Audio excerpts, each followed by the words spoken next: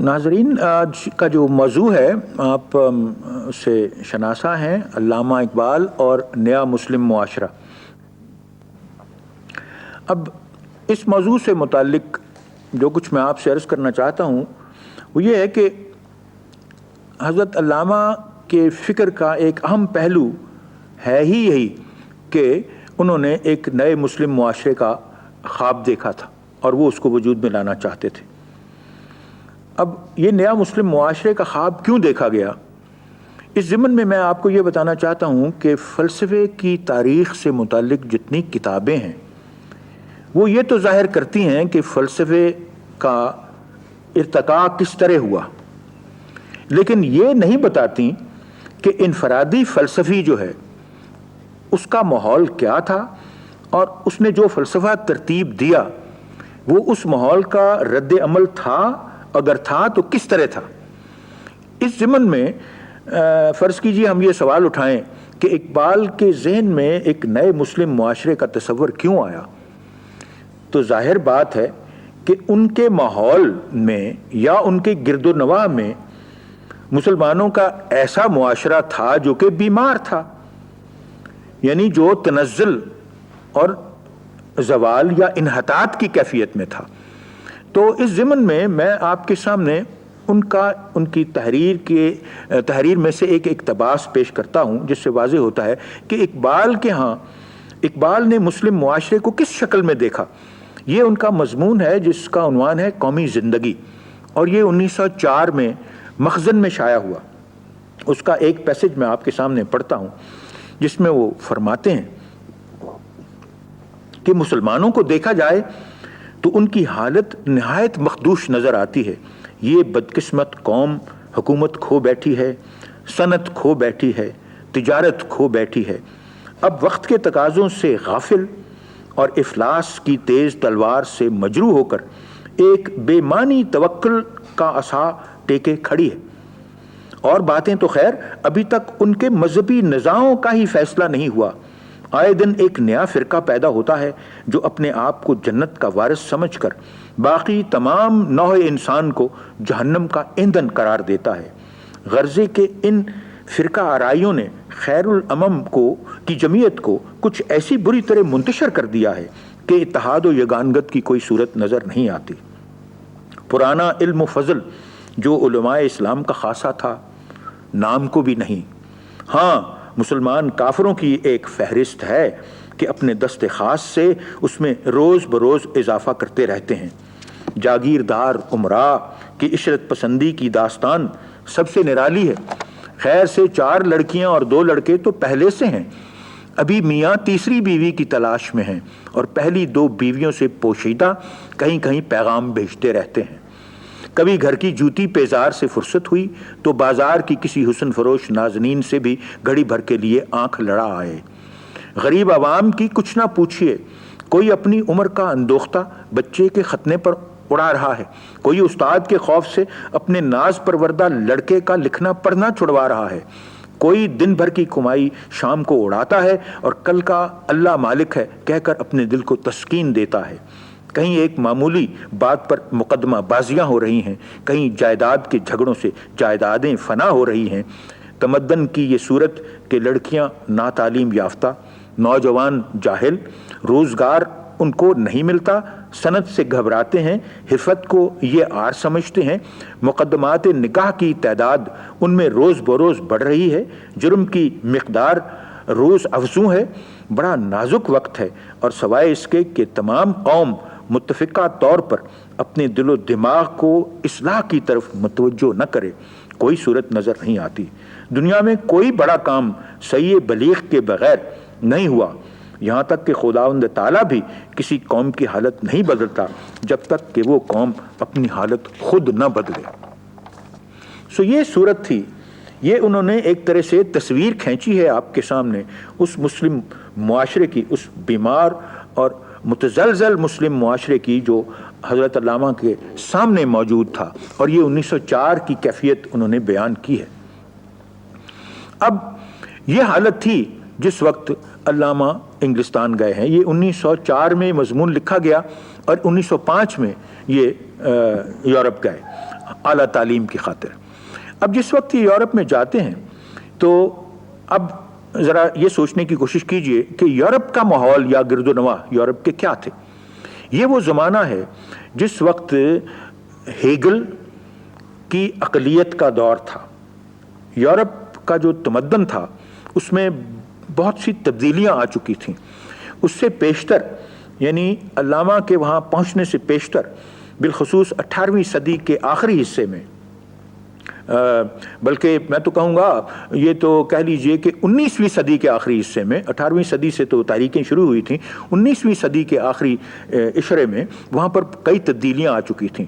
ایک تبدیلی تو یہ تھی کہ مغربی جو کلونیل پاورز تھیں، یعنی انگلینڈ یا انگلستان، فرانس یا بیلجیم، اس قسم کے ممالک، ان کے مقابلے میں جرمنی کی 40 ریاستیں تھیں. یہ 40 ریاستوں میں جرمنز جو تھے آپس میں بٹے ہوئے تھے. اسی طرح اطالوی قوم اٹالینز جو ہیں یہ بھی بٹے ہوئے تھے بہت ساری یعنی ریاستوں میں. تو اس زمانے میں یعنی اقبال سے تھوڑا پیشتر یہ قومیں ایک بن گئیں. مثلاً پین جرمینزم کے نیشنلسٹک نعرے کے تحت یعنی لسان اور نسل اور علاقے کی بنیاد پر ایک قسم کی گروہ بندی ان کی ہو گئی. جرمن قوم کو اکٹھا کرنے والا بسمارک تھا جس نے جرمن قوم کو آسٹریا کے علاوہ باقی جتنی جرمن ریاستیں تھیں وہ پرشیا کے نیچے اکٹھی ہو گئیں، اور ولیم جو ان کا بادشاہ تھا وہ کائزر ولیم کہلایا، یعنی شہنشاہ ولیم. یہ بسمارک نے یہ اچیومنٹ کی کہ جرمن قوم کو ایک کر دیا، اور پھر جرمن کلچر کہ یعنی سپیریورٹی اور جرمن کلچر یا تمدن کی برتری ثابت کرنے کے لیے اس قوم میں یہ انسٹل کیا ان کے دماغوں میں کہ ہم سے بہتر دنیا میں کوئی نہیں. اور اسی بنا پر ایک ایگریکلچرل قوم کو ایک انڈسٹریلائز قوم بنا دیا، اور ایسی فوج ان کی تیار کی جرمنوں کی جس کی آج تک دنیا میں نظیر نہیں ملتی. یہ پہلی جنگ جو دنیا کی پہلی جنگ ہے اس سے پیشتر یہ اچیومنٹ یورپ میں ہوئی. اسی طرح جس طرح بسمارک نے جرمن قوم کو ایک بنا دیا، اسی طرح اٹلی میں بھی 3-4 ایسی شخصیات تھیں. ان کے نام ہیں مازنی، گیریبالدی اور ارمینیلی اور اسی طرح صافی. یہ 4 شخصیتیں ہیں جنہوں نے اٹالین قوم کو ایک بنا دیا. انہوں نے ینگ اٹالینز کی سوسائٹیز بنائیں اور اس طرح سے رفتہ رفتہ اٹلی ایک قوم بن گئی، اور اسی طرح جرمنز بھی ایک قوم بن گئے. اور انہوں نے تقاضا کیا دوسری قوموں پر جو کہ پہلے بن چکی تھیں کہ بھئی ہمیں بھی اسپیس انڈر دا سن دو، ہمیں بھی کلونیل امپائر بنانے دو. تو یہ تگ و دو اس وقت یورپ میں شروع ہو چکی تھی جس وقت علامہ وہاں پڑھنے گئے. یعنی ایک تو نیشنلزم تھا، یعنی ٹیریٹوریل نیشنلزم، سیکولر نیشنلزم، اور اسی سیکولر نیشنلزم کے سبب یہ اتنا اینٹائی ہیومن تھا کہ جرمن جو تھے وہ فرانسیسیوں کو ٹالریٹ نہیں کرتے تھے، فرانسیسی جرمن کو ٹالریٹ نہیں کرتے تھے. اور آہستہ آہستہ یعنی بقول اقبال ڈاکو اقوام کی گروہ بندی ہو گئی. ایک طرف تو آسٹرو ہنگیرین ایمپائر اور جرمنز یہ اکٹھے ہو گئے، دوسری طرف ایک ٹرپل انتانت کہلاتا تھا، یعنی 3 قوموں کا اتحاد، یعنی روس، فرانس اور برطانیہ، یہ تینوں الائز بن گئے، اور دوسری طرف وہ جرمینک قومیں ایک طرف ہو جائیں. اسی طرح اسی زمانے میں جرمنی یا جرمن رومانٹسزم سے یا جرمن نیشنلزم سے انسپائر ہو کے ترک جو تھے انہوں نے پین تورینین تحریک چلانی شروع کی. اس میں انور پاشا بہت یعنی آگے تھے، اور یہ پین تورینینزم سے مراد یہ تھی کہ جو بھی ٹرکش سپیکنگ لوگ ہیں وہ ایک قوم ہے، اور جہاں تک بحر اسود کا تعلق ہے یہ ان کی ایک طرح سے جھیل ہے، اور ارد گرد کی ساری اقوام چونکہ ترکی بولتے ہیں لہٰذا یہ ایک قوم ان کا تعلق. پین تورینینزم سے مراد یہ ہے کہ ٹرکش سپیکنگ جو کمیونٹیز ہیں خواہ وہ ترکی کا حصہ ہوں یا ترکی سے باہر ہوں وہ ٹرکش قوم کا ایک طرح سے عنصر ہیں. سو آپ نے دیکھا کہ اس زمانے میں بالخصوص یورپ میں، ترکی کو چھوڑ دیں، بالخصوص یورپ میں یہ جو ٹیریٹوریل نیشنلزم ہے اس کی بنیاد پر اینٹائی ہیومن یعنی انسان کا دشمن انسان ہو گیا، اور 2 گروپوں میں یہ ڈاکو اقوام جو ہیں ان کی تقسیم ہو گئی. اور ان کی تگودو آپس میں ہونی ہے اس وجہ سے تاکہ وہ استحصال کر سکیں ان اقوام کا جو کہ پسماندہ ہے۔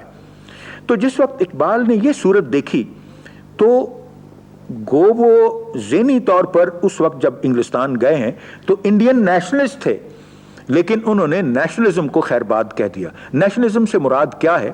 یعنی رنگ، نسل، زبان اور علاقے کی بنیاد پر گروہ بندی انسانوں کی، اس کو نیشنلزم ویسٹرن سینس میں نیشنلزم کہتے ہیں۔ علامہ نے اس قسم کی نیشنلزم کو ریجیکٹ کر دیا، اور انہوں نے اس لیے اس کو ریجیکٹ کیا کہ بھئی یہ تو ڈاکو اقوام کے گروہوں کی آپس میں محاذ آرائی ہے، اور اس کا مقصد اور کچھ نہیں سوائے غاصبانہ تجارت کے۔ اس زمانے میں اقبال کے ہاں ایک ذہنی انقلاب آیا، اور وہ ذہنی انقلاب کا تاثر ان کی ایک نظم ہے 1907، اس نظم کا عنوان ہے 1907۔ اور چونکہ یہ غاصبانہ تجارت کا مقصد استحصال تھا ان اقوام کا جو کہ پسماندہ تھیں، اور اس وقت مسلم اقوام پسماندہ تھیں، یہ مسلمانوں کے استحصال کے لیے یہ ڈاکو اقوام کی گروہ بندی ہوئی تھی، اور چاہتے تھے کہ منڈیاں یہاں تلاش کریں، آپ سے خام مال لیں اور آپ کو فنشڈ پروڈکٹس دیں تاکہ آپ ان کے رہین منت ہوں اور آپ کے افیئرز وہ مینیج کریں، یعنی ہیجمنی۔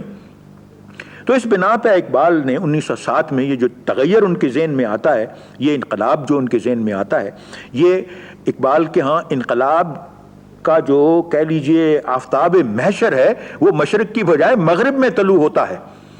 تو وہ اس نظم میں فرماتے ہیں، دیار مغرب کے رہنے والوں خدا کی بستی دکان نہیں ہے، کھرا جسے تم سمجھ رہے ہو وہ اب ذرے کم عیار ہوگا، تمہاری تہذیب اپنی خنجر سے آپ ہی خودکشی کرے گی، جو شاخ نازک پہ آشیانہ بنے گا ناپائیدار ہوگا، سنا دیا گوش منتظر کو حجاز کی خامشی نے آخر، جو عہد صحرائیوں سے باندھا گیا تھا پھر استوار ہوگا، نکل کے صحرا سے جس نے روما کی سلطنت کو الٹ دیا تھا، سنا ہے یہ قدسیوں سے میں نے وہ شیر پھر ہوشیار ہوگا، میں ظلمت شب میں لے کے نکلوں گا اپنے درماندہ کارواں کو، شرر فشاں ہوگی آہ میری نفس میرا شعلہ بار ہوگا۔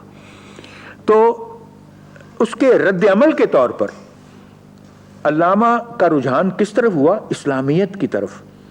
اور اس نظم میں جو پیش گوئیاں ہیں وہ کیا ہیں؟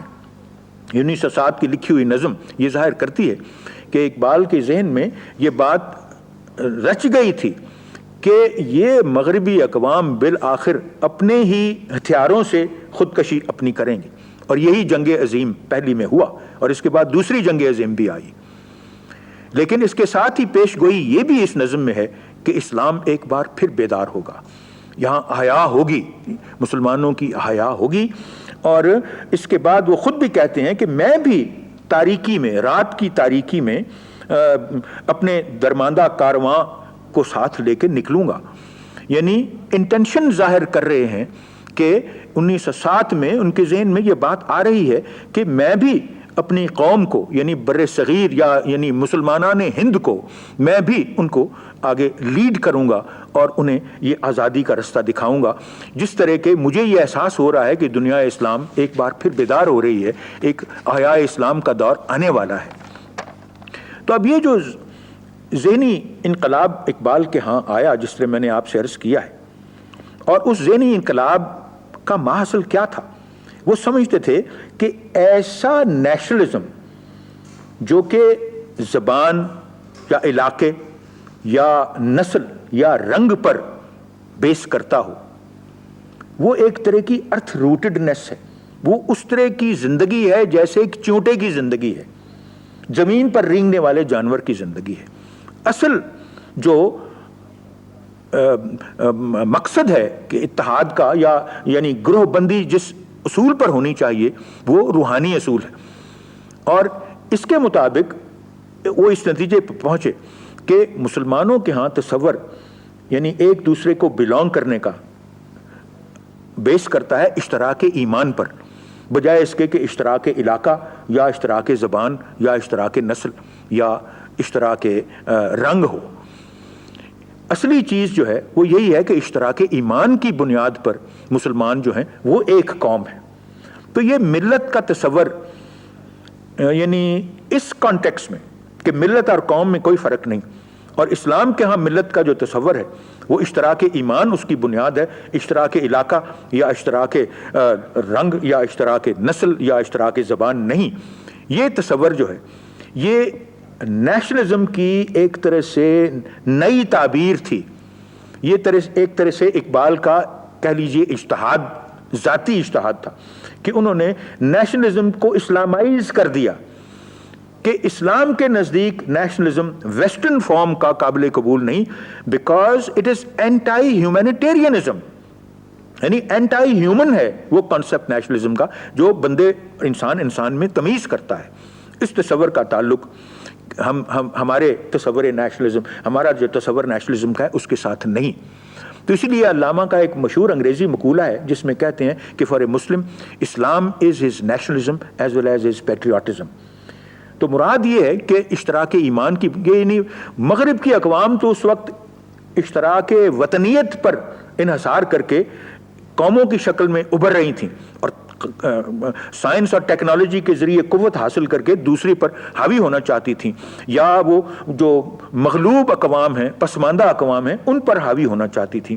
لیکن اقبال کے ہاں ہمیں یہ تصور ملتا ہے کہ اس زمانے میں وہ اشتراک ایمان کی بنیاد پر مسلمانوں کو ترغیب دے رہے تھے کہ وہ ایک قوم اور ایک ملت بن جائیں، اور اس طرح وہ زیادہ طاقتور ہو سکتے ہیں. اب صورت یہ ہے کہ یہ انقلاب جس وقت کسی کے ذہن میں آتا ہے کہ نہیں میرا کام تو احیا کا ہے، اور احیا جو ہے اس کی بنیاد اشتراک ایمان ہے، تو یہ منطقی طور پر اگلا سوال ذہن میں پیدا ہوتا ہے کہ یعنی زوال کے اسباب کیا ہیں. یہ بھی تو معلوم کیا جائے کہ ہم تنزل پذیر کیوں ہو گئے. یعنی جو معاشرہ آپ زندہ کرنا چاہ رہے ہیں پہلے یہ تو جانیے کہ اس کی موت کا سبب کیا تھے، کیا اسباب تھے اس کی موت کے، اس کے انحطاط کے، اس کے زوال کے. تو اس ضمن میں علامہ کے سامنے ساری تاریخ اسلام تھی کہ ہم سائنس کی فیلڈ میں، تحقیق کی فیلڈ میں، یعنی ساری وہ جو فیلڈز ہیں جن کا تعلق ایجاد اور اختراع سے ہے اس میں ہم ہمیشہ پیش تھے. تو اب یہ کیوں ہو گیا یہ عالم، ہم اتنے یعنی زوال پذیر کیوں ہو گئے ہیں؟ تو اس میں ایک اقبال کی ایک نظم ہے جو یہی سوال اٹھاتی ہے، اور اس میں وجہ بھی بیان کرتی ہے کہ وہ کون سی وجوہات ہیں، وہ اسباب کیا ہیں جن کی وجہ سے یہ معاشرہ جو تھا ہمارا زوال پذیر ہوا. تو یہ نظم ہے بعنوان آواز غائب. یہ اپنے ذہن میں لائیے، میں آپ کے سامنے پڑھتا ہوں. فرماتے ہیں، آتی ہے دمے صبح صدا عرش بری سے، کھویا گیا کس طرح تیرا جوہر ادراک. کہ تیرے جو فہم کا جوہر تھا وہ کس طرح کھو گیا، تو اتنا عاقل اور اتنا فہمیدہ تھا، یہ کس طرح کھو گیا. آتی ہے دمے صبح صدا عرش بری سے، کھویا گیا کس طرح تیرا جوہر ادراک. کس طرح ہوا کند تیرا نشتر تحقیق، ہوتے نہیں کیوں تجھ سے ستاروں کے جگر چاک. دوسری اقوام تو چاند تک پہنچ سکتے ہیں، تیرے جو نشتر ہے، تحقیق کا جو نشتر ہے تیرا، وہ کند کیوں ہو گیا، تجھ سے ستاروں کے جگر کیوں نہیں چاک ہوتے. اے مسلمان یہ کہہ رہے ہیں تو ظاہر و باطن کی خلافت کا سزاوار، کیا شعلہ بھی ہوتا ہے غلام خس و خاشاک. مہر و مہ و انجم نہیں محکوم تیرے کیوں تیری نگاہوں سے لرزتے نہیں افلاک. اب تک ہے رواں گرچہ لہو تیری رگوں میں، نئے گرمی افکار نہ اندیشہ بے باک. روشن تو وہ ہوتی ہے جہاں بھی نہیں ہوتی، جس آنکھ کے پردوں میں نہیں ہے نگہ پاک. اور پھر آخری شعر ہے، باقی نہ رہی تیری وہ تازہ ضمیری، یعنی ضمیر سے مراد کانشنس ہے. تازہ ضمیری سے مراد یہ ہے کہ ہمیشہ نئی چیز کی تلاش میں، تازگی کی تلاش میں جانا. تو پھر کہتے ہیں باقی نہ رہی تیری وہ تازہ ضمیری، اے کشتہ سلطانی و ملائی و پیری. سو مطلب یہ ہے کہ یہ تین چیزیں ہیں جس کی وجہ سے تیرا زوال آیا. اے مسلمان یہ تین چیزیں کیا ہیں؟ سلطانی، ملائی اور پیری. سلطانی سے مراد کیا ہے؟ مطلق الانانیت، سلاطین کی مطلق الانانیت، آپ ساری تاریخ اسلام پڑھ لیں، اس میں کہیں بھی آپ کو فرینچ ریولوشن کا فینومینن نظر نہیں آئے گا۔ اگر ایسی کوئی ریولوشن ہوئی ہے تو ایرانی انقلاب اب آپ کے سامنے آیا ہے۔ اس سے پیشتر ہماری تاریخ کہہ لیجئے خلفائے راشدین کا دور 661 عیسوی میں ختم ہوتا ہے، اور خلافت کو مصطفیٰ کمال پاشا 1924 میں ختم کرتا ہے۔ سو یہ 1300 سال کا عرصہ ہے، اس میں کہیں آپ کو اس قسم کا انقلاب نظر نہیں آتا جہاں پہ مسلمان اٹھ کھڑے ہوں اور وہ کہیں کہ ہمیں مطلق الانانیت منظور نہیں، ہمیں مطلق الانانیت قبول نہیں۔ سو سلطانی نے، ملوکیت نے ہمیں تباہ کر دیا۔ ہمیں ہماری زوال کا ایک سبب یہ ملوکیت کا نظام تھا، یا آمریت کا نظام تھا، یا مطلق الانانیت کا نظام تھا۔ تو ایک تو اقبال یہ وجہ بتاتے ہیں کہ ہمارے زوال کا اسباب۔ دوسرا ہے ملائی۔ ملائی سے اقبال کیا مراد لیتے ہیں؟ یعنی ایسے علماء کا پیدا ہونا جن کے ہاں باقی سب کچھ ہے سوائے علم کے۔ تو ملائی کو جو کرٹیسزم اقبال نے کیا ہے وہ یہ ظاہر کرتے ہیں کہ جو علم، پہلے تو علماء جو ہمارے تھے ان کے ہاں علم جو تھا وہ سب سے بڑی دولت تھی، اور علم جو تھی یہی ان کا فخر تھا۔ لیکن جس وقت زوال کا عالم آتا ہے تو اس میں ہمیشہ تقلید پر ایمفیسس ہوتا ہے۔ تقلید سے مراد یہ ہے کہ آپ خود ذمہ داری لینا چھوڑ دیتے ہیں۔ آپ یہی سمجھتے ہیں کہ فلانا بزرگ یہ کہہ گیا ہے، ہم اس سے آگے نہیں جانا چاہتے۔ مطلب یہ ہے کہ ذمہ داری کسی اور کے کندھوں پر ڈالی جائے، آپ میں اتنی جرت نہ ہو کہ خود کہیں کہ نہیں میں یہ فیصلہ کرتا ہوں۔ تو مطلب یہ ہے کہ جس وقت بھی ایک معاشرہ زوال پذیر ہوتا ہے تو اس میں 4 چیزیں پیدا ہو جاتی ہیں۔ وہ 4 چیزیں اقبال کے نزدیک کیا ہیں؟ جب ایک معاشرہ جامد کیفیت میں ہو، جمود میں آ جائے، تو اس میں یہ 4 خصوصیات پیدا ہو جاتی ہیں۔ ایک تو ایک دوسرے پر بد اعتمادی اور نفرت، محبت یا عشق کی بجائے نفرت، فقر یا استغنا کی بجائے گدائی، دست سوال کرنا۔ دست سوال صرف پیسے مانگنے کے لیے یا قرض مغربی ممالک سے مانگنے کے لیے نہیں، نظریات بھی قرض لینا، یعنی فقر اور استغنا کی بجائے گدائی۔ فقیری اس طرح کی نہیں جو کہ استغنا سے جس کا تعلق ہے، فقیری اس طرح کی جس کا گدائی سے تعلق ہے، مانگنے سے تعلق ہے۔ اور تیسری چیز خوف، جرت کی بجائے خوف، یعنی جرت اگر ہوتی ہے تو پھر تو آپ قدرت میں نیا رستہ تلاش کرتے ہیں، لیکن جس وقت خوف ہو تو پھر آپ کبھی ذمہ داری اپنے کندھوں پر نہیں رکھتے، آپ سمجھتے ہیں کہ ذمہ داری کسی اور کے کندھوں پر جائے۔ خوف کی علامت بھی یہی ہے۔ اور چوتھی چیز بالکل یعنی وہ آزادی ہے، حریت۔ سو حریت اگر نہیں یعنی غلامی ہے۔ انحطاط انہی عالم اسی 4 چیزوں سے ہوتا ہے۔ یہ 4 چیزیں جو میں نے آپ کے سامنے، ایک علامہ بھی انہی 4 چیزوں کو گنواتے ہیں کہ اعتماد کا نہ ہونا، بد اعتمادی، ایک دوسرے کے لیے نفرت، اور پھر اس کے بعد خوف، پھر اس کے بعد گدائی، اور پھر اس کے بعد غلامی۔ یہ جمود کی علامتیں ہیں۔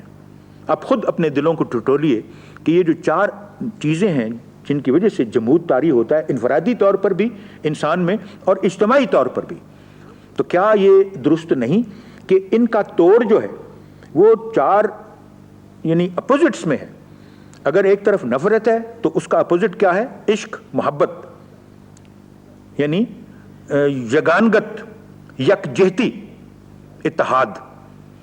اور دوسری طرف گدائی کا اپوزٹ کیا ہے؟ استغنا۔ علامہ کا ایک شعر ہے، خدا کے نیک بندوں کو حکومت میں غلامی میں ذرا کوئی اگر محفوظ رکھتی ہے تو استغنا، بے پرواہ ہونا، کسی چیز کو بھی خاطر میں نہ لانا، یہ بے پرواہی جو ہے یہ وہ استغنا ہے جو کہ ایک زندہ قوم کی علامت ہے۔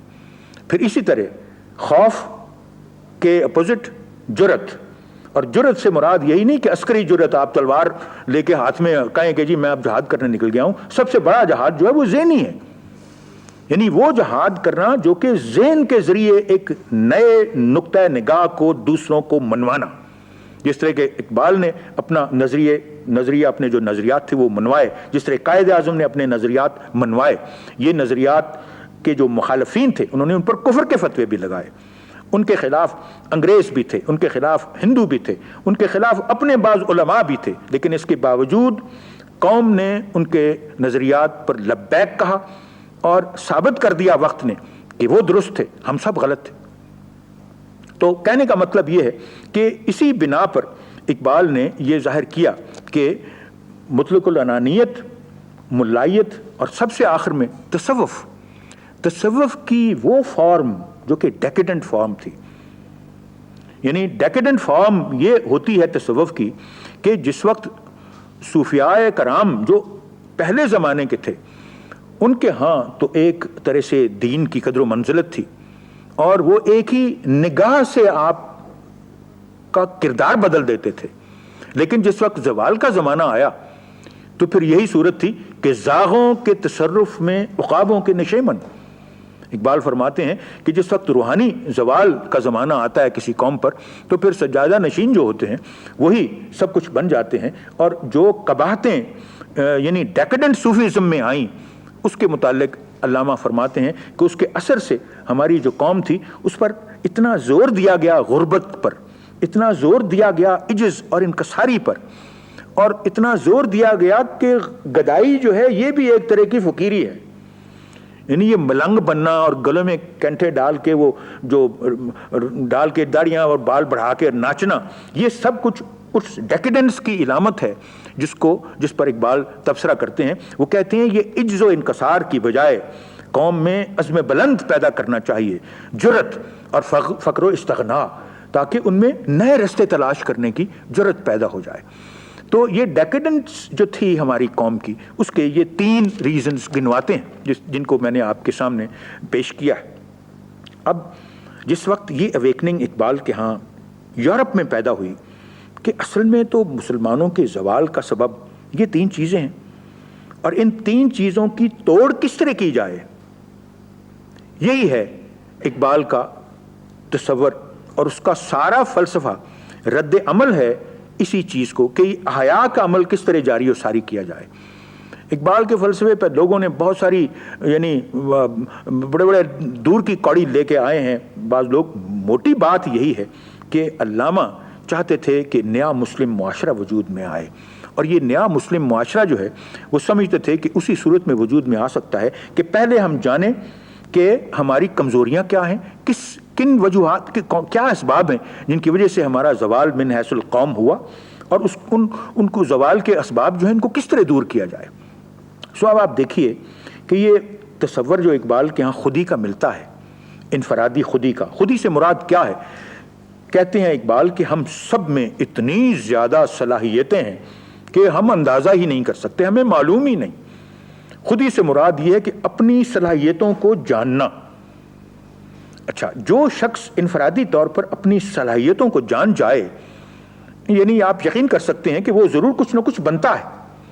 اس کا تخلیقی عمل جو ہے، اقبال تو اس کو خدا کے قریب لے آتا ہے، کہتا ہے کہ خدا اور انسان جو خودی جس کی مستحکم ہے وہ خدا کا ہمکار ہے، چونکہ خدا بھی سب سے اہم اہمیت جو خدا کی ہے وہ خدائی جو ہے اس کا تعلق تخلیق سے ہے، اور انسان بھی ایک طرح سے تخلیق کا حامل ہے، اور تخلیقی عمل ہی جو ہے وہی اس کو زندگی میں آگے سے آگے بڑھاتا ہے۔ اس اعتبار سے دیکھا جائے تو اقبال کے ہاں یہ جو انفرادی خودی کا تصور ہے یہ اسی عجز و انکسار کا یعنی جو انحطاط کی علامت ہے اس کا رد عمل ہے۔ وہ انفرادی طور پر بھی آپ میں خودی کا جذبہ دیکھنا چاہتے ہیں کہ آپ خود شناس ہوں، آپ کو معلوم ہو کہ آپ کی خصوصیتیں کیا ہیں اور ان کو بروئے کار لائیں، اور اسی طرح اجتماعی طور پر بھی وہ چاہتے ہیں کہ جب اس طرح ہر فرد کو، ہر مسلمان کو یہ احساس پیدا ہو جائے کہ اس کا پوٹینشل کیا ہے تو وہ اپنا سب کچھ ملت کے لیے دے دے۔ یہاں ایک عجیب تضاد آپ کو اقبال کے ہاں نظر آئے گا کہ سوسائٹی کے لیے، اس نئے مسلم معاشرے کے لیے تو وہ کہتا ہے کہ انفرادی خودی کو اس پر نثار کر دو، اور اسی طرح کا ایک اجتماعی خودی کا معاشرہ وجود میں لے آؤ، لیکن خدا سے انفرادی طور پر جو خودی مطلق ہے اس سے خودی محدود کو دور رکھتا ہے۔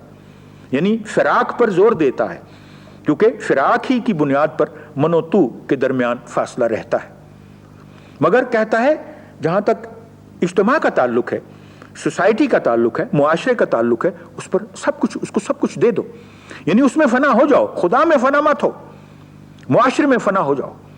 یعنی یہ تضاد اقبال کے ہاں پایا جاتا ہے۔ اس کو حل کرنے کے لیے بہت سارے لوگوں نے فکر کیا ہے کہ ایک طرف تو اقبال زور دیتے ہیں انفرادی خودی پر، اور دوسری طرف یہ کہتے ہیں کہ انفرادی خودی کو اجتماعی خودی کے سپرد کر دو، نثار کر دو۔ گو وہ کہتے ہیں کہ خدا کی ذات میں مستغرق مت ہو، یعنی خدا سے فاصلہ رکھتے ہیں لیکن اجتماعی خودی یعنی ملت میں چاہتے ہیں کہ آپ سب کچھ اپنا ملت کو دے دیں۔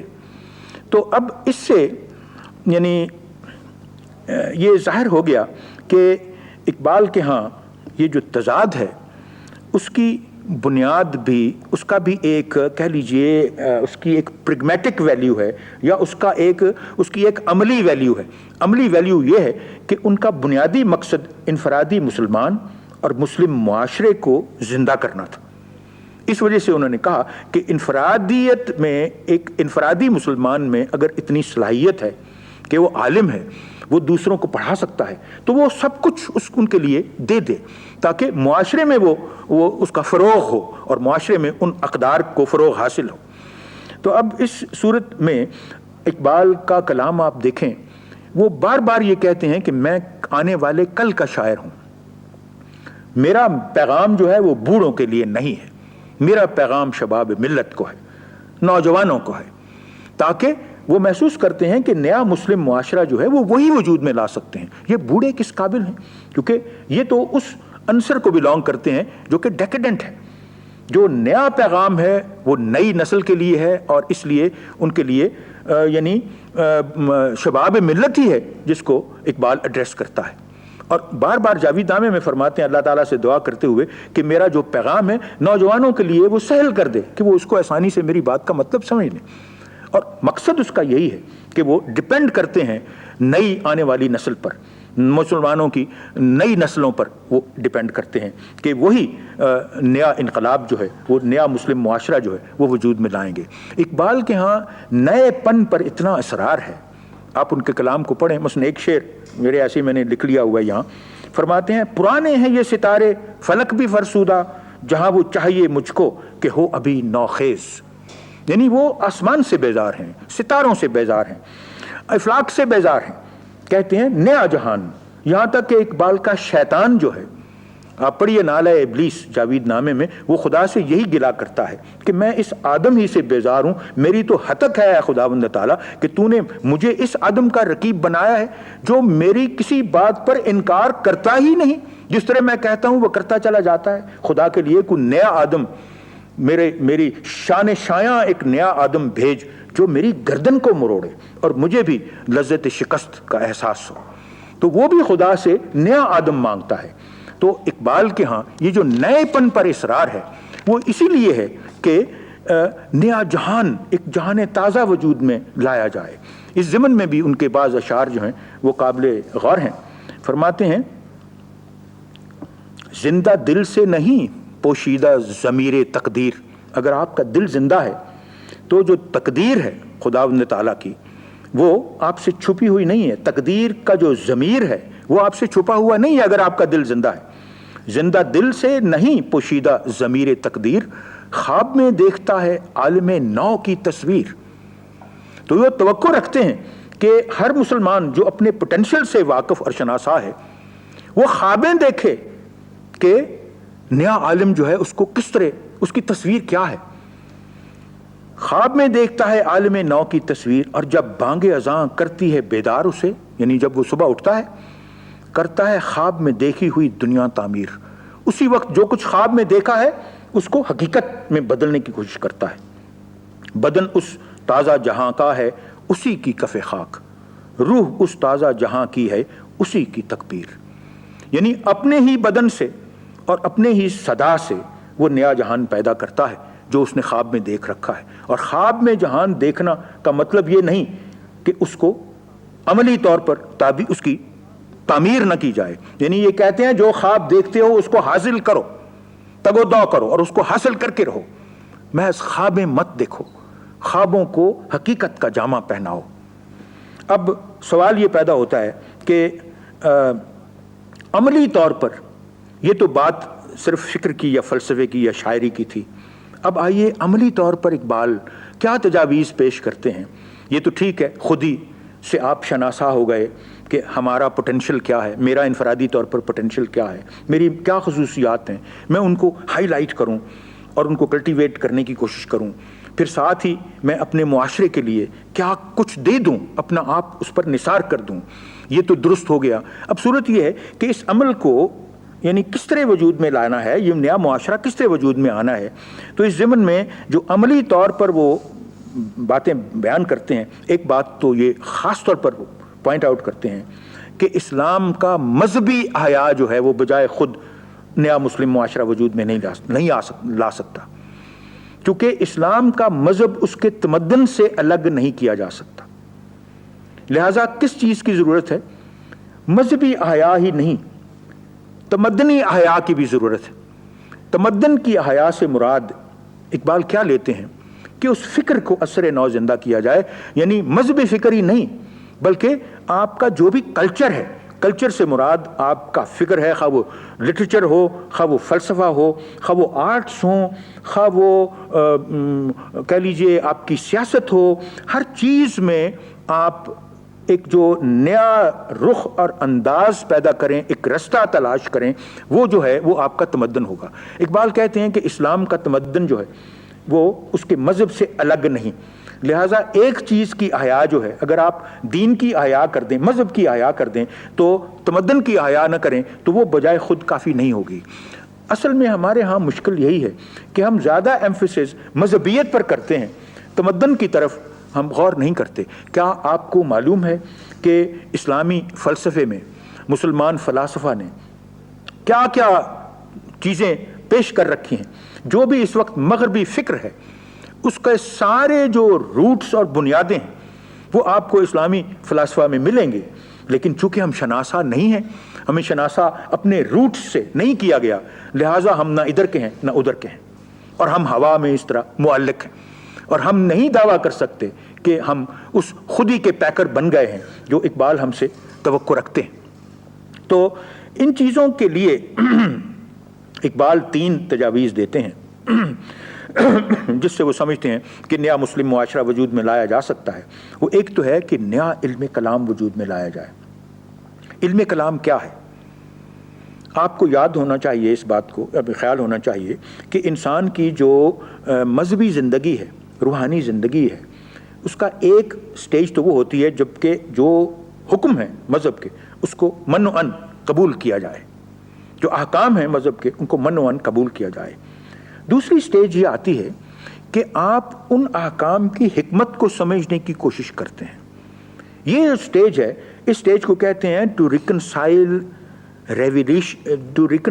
ریولیشن ود ریزن, یعنی وحی کو عقل کی بنیادوں پر اس کی حکمت کو اور اس کے معنی کو تلاش کرنا.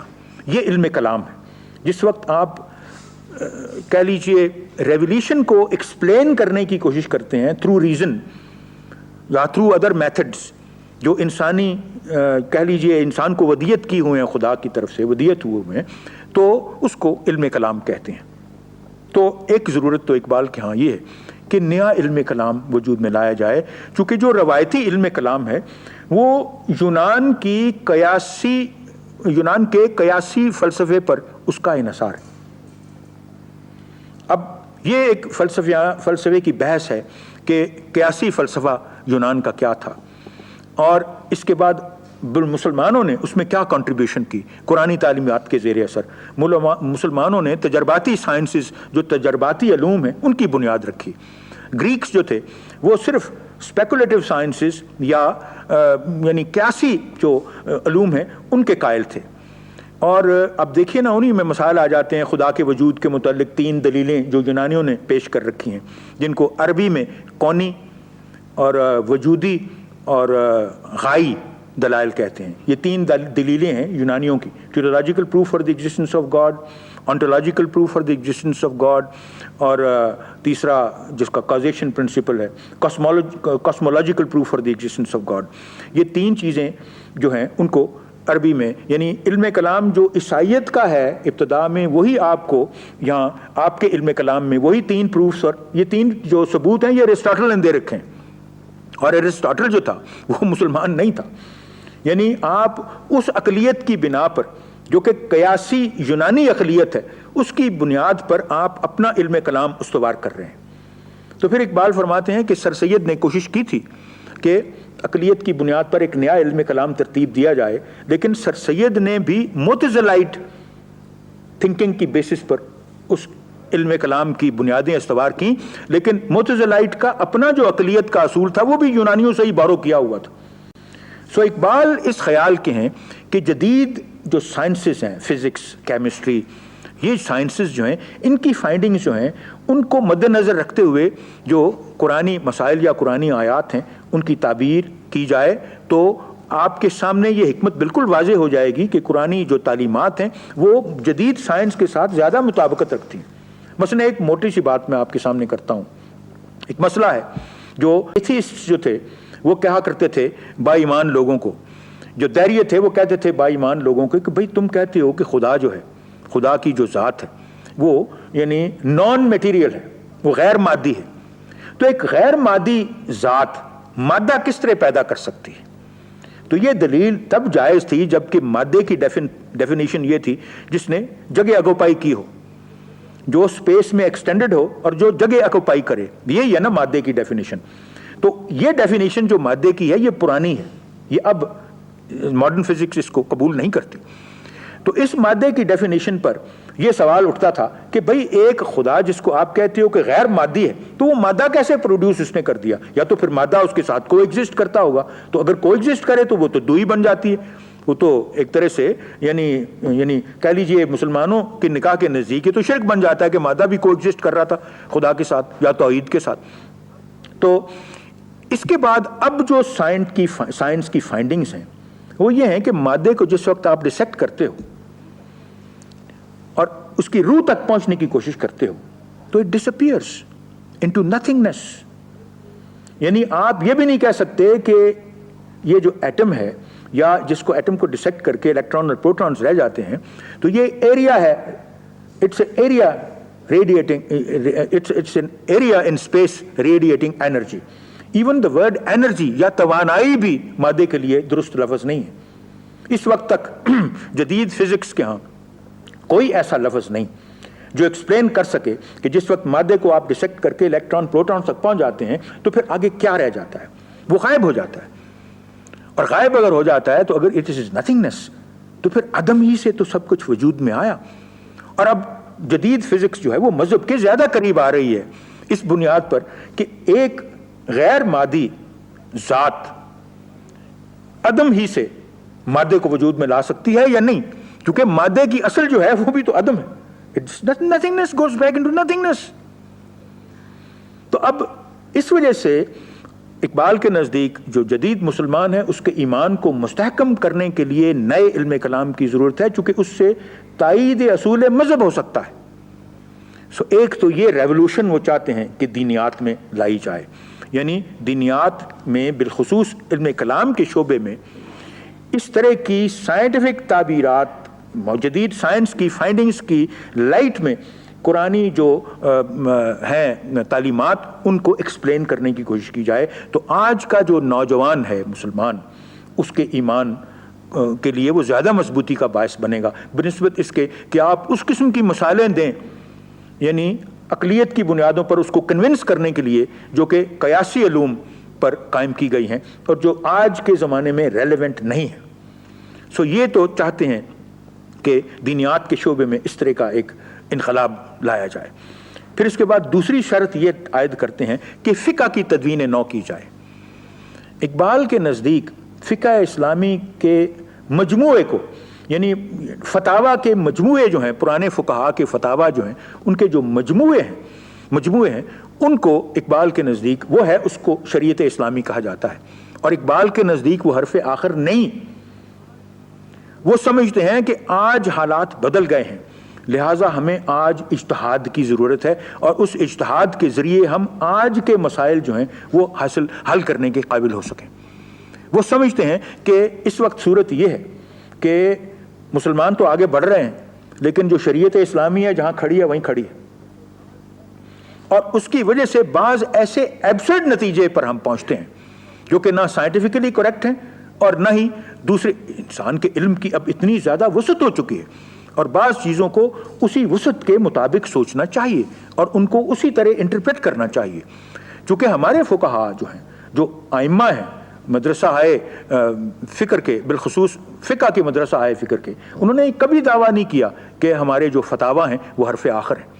سو اقبال اس بات پر اصرار کرتے ہیں، اور اجتہاد کے عمل کو وہ انفرادی مجتہدین سے لے کر اسمبلی کو دینا چاہتے ہیں. وہ سمجھتے ہیں کہ لا میکنگ جو ہے وہ کام وہ اسمبلی کا کام ہے، اور وہ سمجھتے ہیں کہ اس طرح غالب امکان ہے کہ اس میں جو غیر علماء لوگ ہیں لیکن جو ہر چیز پر ایک گہری نظر رکھتے ہیں وہ بھی کنٹریبیوشن کر سکیں گے. خواتین بھی اس میں کنٹریبیوشن کر سکیں گی اپنے خیالات کا اور اپنے اظہار کا اسمبلی میں.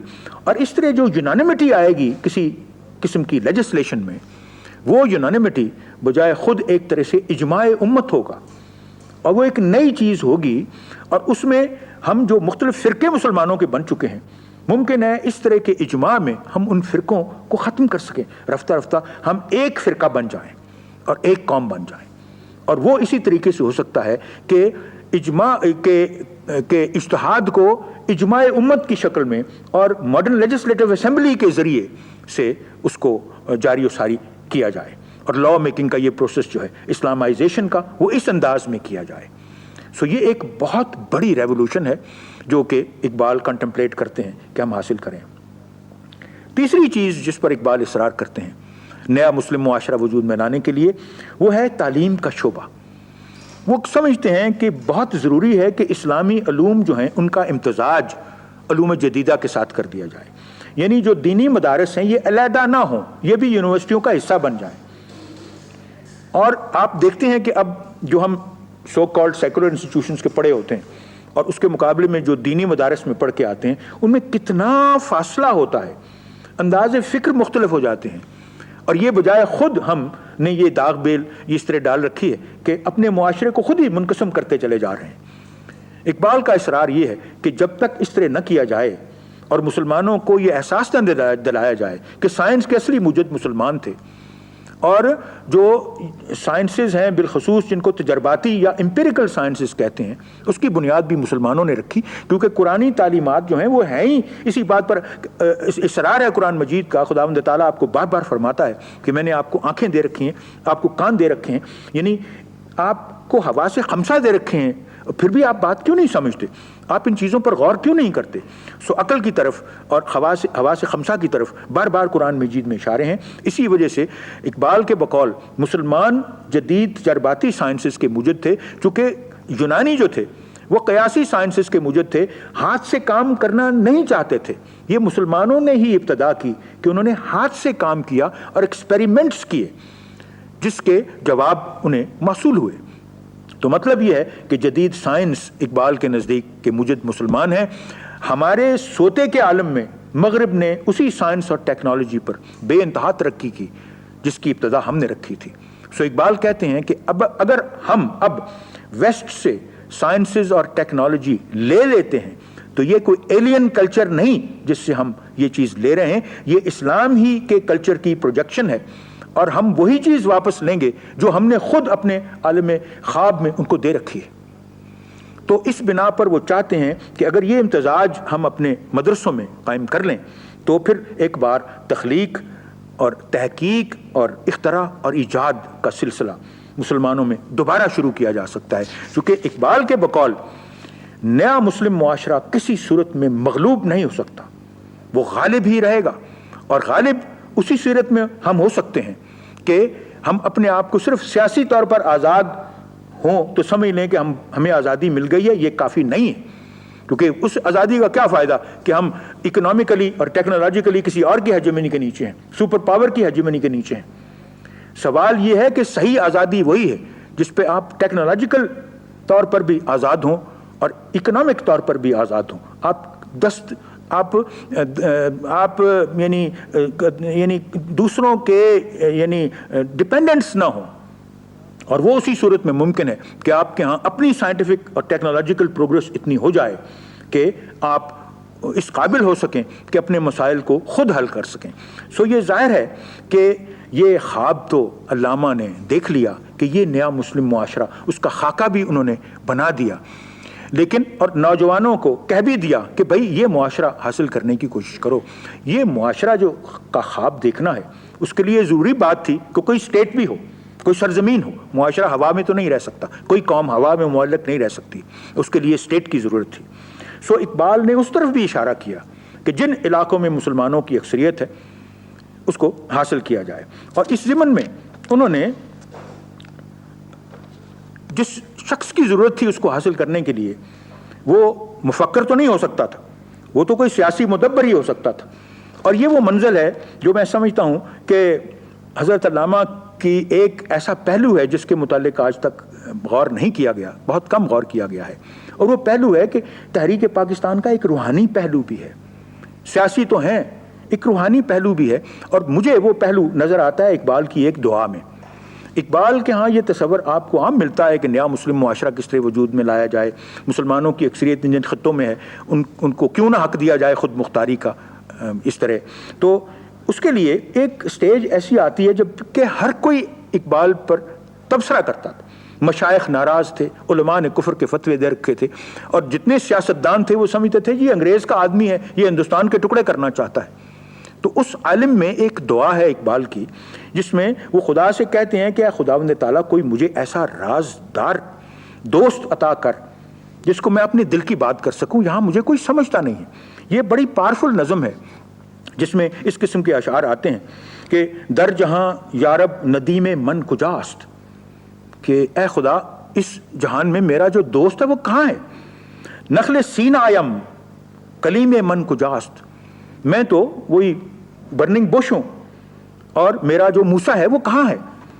انتظار غم گسارے تا کجا جستجوئے رازدارے تا کجا، یا میرا یک ہمدم دیری نہ دے عشق عالم سوز را آئینہ دے. من مثال لالہ صحراستم، میں صحرا میں لالے کے پھول کی طرح تنہا ہوں. درمیان محفل تنہاستم، خواہم از لطف تو یار ہمدم از رموز فطرت من محرم. ہمدم دیوانہ فرزانہ از خیال اینواں بیگانہ، ایسا ہمدم دے جو کہ یہ نہ سوچے کہ یہ ہو جائے گا، میں یہ کروں تو وہ ہو جائے گا، یہ نہ سوچے، دیوانہ ہو، فرزانہ ہو. سازم از مشتے گلے خود پے کرش، اے خداوند تعالیٰ ایسا مجھے رفیق دے جس کو میں خود اپنی مٹی سے بناؤں اور اس صنم کو آزر کی طرح میں بناؤں اور خود ہی اس کی پرستش کروں. یعنی وہ میرے ہی خیالات کی عکاسی کرے اور میں خود ہی اس کا سپاہی بن جاؤں، اس کی خود ہی پرستش کروں. تو یہ شخصیت میں سمجھتا ہوں کہ یہ قائد اعظم کا ہم میں آنا یہ اللہ تعالیٰ کی طرف سے اقبال کی دعا کا قبول ہونا تھا.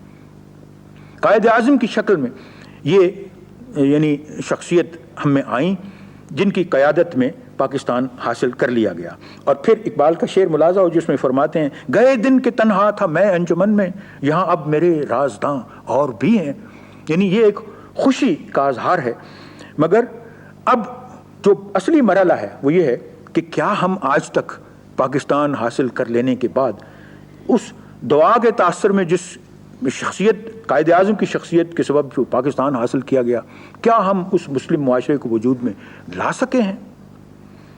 تو وہ تو یقینی امر ہے، آپ میرے ساتھ اگری کریں گے کہ ابھی تک اس معاشرے کی خاک کے قریب بھی ہم نہیں پہنچ سکے جو اقبال کے ذہن میں تھا. اور اسی لیے میں ان اشعار پر یہ تقریر کو ختم کرتا ہوں. اس میں علامہ فرماتے ہیں وہی جہاں ہے ترا جس کو تو کرے پیدا، یہ سنگ و خشت نہیں جو تیری نگاہ میں ہے.